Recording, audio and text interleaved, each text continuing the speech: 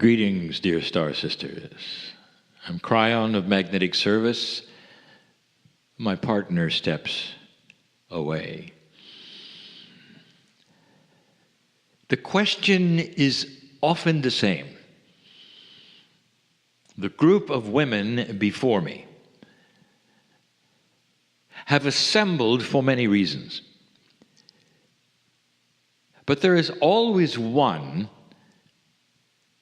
that you're uncertain about. Was I a Lemurian? Have I ever been part of this before in any other place, in any other time? But the numbers continue to grow. There is something here that is beyond wondering. There are some who are certain and they feel something they cannot identify. We have spoken of Lemuria many times, and we've talked about some of the facts, and they don't change. But Lemuria was there for a very long time. We've also told you that you do not reincarnate into Lemuria. It's almost like an Akashic launching pad. Many, if not all, might have been there, but not together. Very few of you would have ever been there together. So you're not recognizing one another at all. If you have that recognizing ability, that which would be perhaps partly multidimensional, you call it psychic, what are you here for? Some will say, well, I came because I like the camaraderie of being with my own gender. There's just something so sweet about being with others just like me. And when women get together in this way, I want to be part of it. There is a little of that. But dear ones, there is something more. The very words Lemuria haven't changed much. Even though they did not speak English in Lemuria, still, the very word of the mountain itself and the small continent that existed sounded very much like Lemuria. In the ancient maps, it's called Mu, as in Lemuria. And so there is a commonality of the names and the sounds. Some of you recognize it. Some of you relate to it. There would be a few of you who got chills when you heard it. I want to tell you a little bit about the system that exists, that is there, that is starting to evolve. And the system I want to tell you about is the way that you absolutely will know who you've been and where you've been. Is that a possibility? So I turn to something that has happened to my partner, for he can then describe it. And since he has been there, this particular thing that I'm about to tell you resounds with truth. When he was in certain parts of India, he got to be involved in something that he was told about at the highest level. Dharamshala is where the chief, if you would say, of all of the monks lives. You call him the Dalai Lama. Underneath his tutelage, there is a system of hierarchalness, which is the position of the monks, who they are, why they're there, and how important they are. Now, in a traditional organization, you would say, well, normally they would study, they would be appointed, the senior ones would be elevated, and it's a system. And that's not how it works at all, not even close. Instead, there is something more. Get ready for this one if you didn't know it. At a very young age, some children are sensed to be different. They are sent to the monasteries to be examined. And in the examination, you will have a shamanic-like monk combined with the others come forward and read their Akash. Now here in your land, you call it past life readers. They're not. They're past life examiners.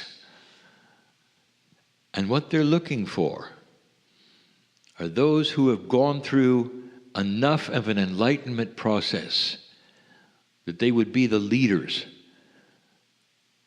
of the Buddhists that would come to Dharamshala.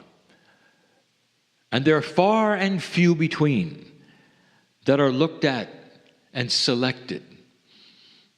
But if they are selected, they are immediately removed from their families at the age of 8, and they stay in the monastery and begin their training. By the time they're in their young teens and on into their 20s, they're sent overseas. They learn multiple languages. And in that, you start to see they were right. Because these who ascended to the important positions in Buddhism are almost like they lived for it. They're bred for it. Seldom are there any mistakes. Highly intelligent, esoteric, beautiful men. So I rewind this.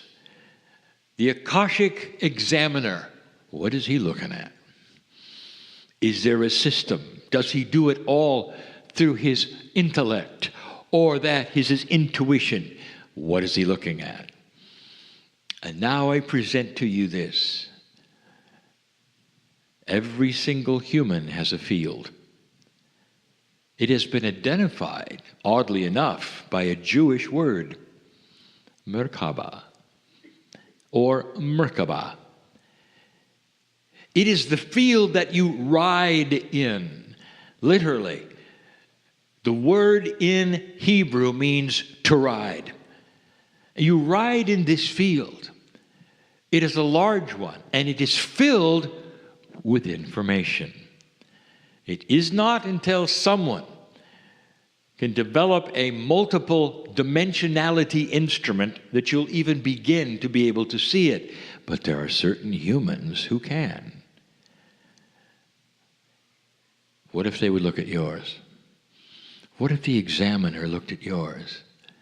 So here I'll tell you. Your Akash is in the field.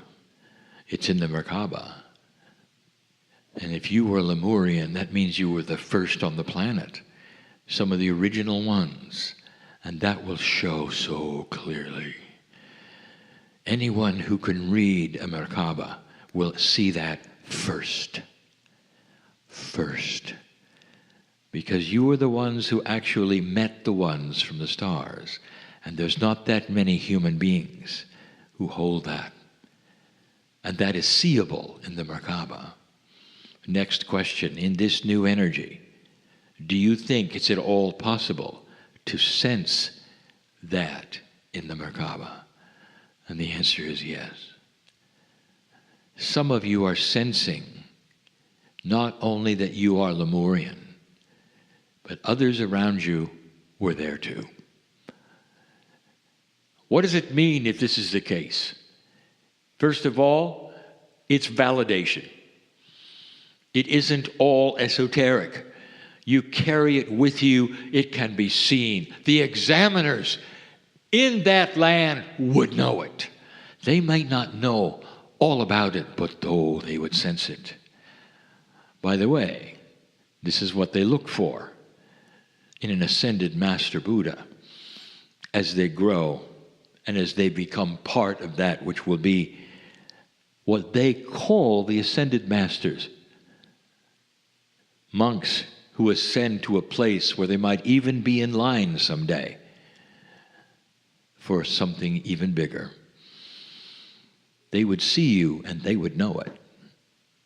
I see you and I know it. Congratulations, ladies. You've done well to know it, because seated in front of me, indeed, are many Lemurians. They're all over the world, you know. Lemuria was there a long time. There are so many souls who were born there, met the star teachers, and moved on. But the select ones, of course, are the women, because the teachers were the women, and the things that they did was teach women. There's a story behind that. We've given it many times. We've given it over and over. But right now, even before we leave, what is it that it means to you? If you were a Lemurian, ever, is it possible in this new energy that the very original teachings, the very beauty of meeting the star teacher itself would come forward to you? And you'd know it. Let me tell you, it's more than just a sign in your Merkaba, because in your Akash is still the teaching. I want to close this on a note. The system of genders goes back and forth. All of you have been men. All the men have been women. But we've said before that in this new energy, it is no error or mistake that most of the women that started in Lemuria and alive now are women again. So that you would begin to recognize your lineage and take the power of wisdom. But there are still a few men on this planet who used to be part of a sisterhood when their gender was different. There's a few of them, and they stick out. They stick out because of the magnificence of their messages. In India, my partner met one, and he held his hand, and he knew, I am holding hands with a Lemurian sister. And that was the Dalai Lama. It takes something like this to really bring it home, to understand that the shamanship belongs with the gentle sex, that the best teaching of any human should come from the mother. That is what the human is used to, wants to hear. The gentle, compassionate, benevolent voice of the mother is what you grow up with, no matter what the gender. It's only natural that this would be the one to give you the star information, to set the mold for compassion. It belongs with you. This is the message. It's why you're here. The practicalness of it is to grasp it and relive that which you were taught. And understand that what you carry is a mantle of responsibility for compassion to the planet, not just to your children. Compassion to the planet, to those around you, because you know how to do it. You were born with this, Mom. Those of you without children experienced it with your mothers, especially in the original years. Born to understand compassionate action and benevolence. That's who you are. There's many of you. And as this grows and the system grows, you will meet together. And still, you will not have a situation where many of you were together in one generation, because Lemuria lasted thousands of years. You came and you went, and you came and you went, and what you have in common is that you were there. The launching pad for your Akash began there. The Star Sisters who taught you remained there. They didn't die. That's simply part of that which is a system of biology that you don't have yet. Some of them are still here. It's a lot to think about. Rekindling the compassion that you learned in a practical way for life. That's what the sisterhood is for. And so it is.